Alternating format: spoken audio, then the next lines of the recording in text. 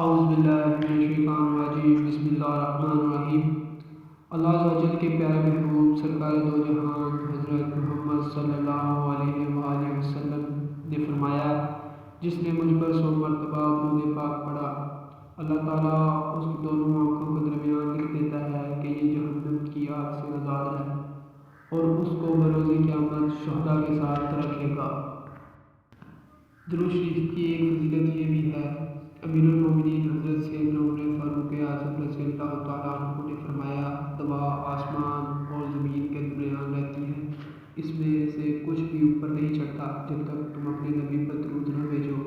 حضرت مفتی احمد یار خان رحمۃ اللہ علیہ اس حدیث پاک کے تحت فرماتے ہیں، اس سے معلوم ہوا درود دعا کی قبولیت بلکہ بارگاہ الہی میں پیش ہونے کا ذریعہ ہے۔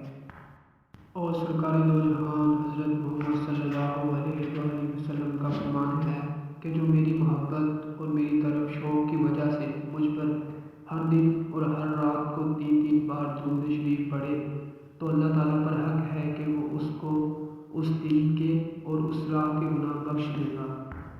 درود شریف کی ایک فضیلت یہ ہے کہ حضرت محمد صلی اللہ علیہ وآلہ وسلم نے فرمایا کہ جب جمعرات کا دن آتا ہے، اللہ تعالیٰ فرشتوں کو بھیجتا ہے جن کے پاس چاندی کے کاغذ اور سونے کے قلم ہوتے ہیں، اور وہ لکھتے ہیں کون یوم جمعہ رات اور شب جمعے مجھ پر کثرت سے درود پاک پڑھتا ہے۔ تو رب العالمین سے ہماری یہی دعا ہے کہ ہمیں کثرت سے حضور صلی اللہ علیہ وآلہ وسلم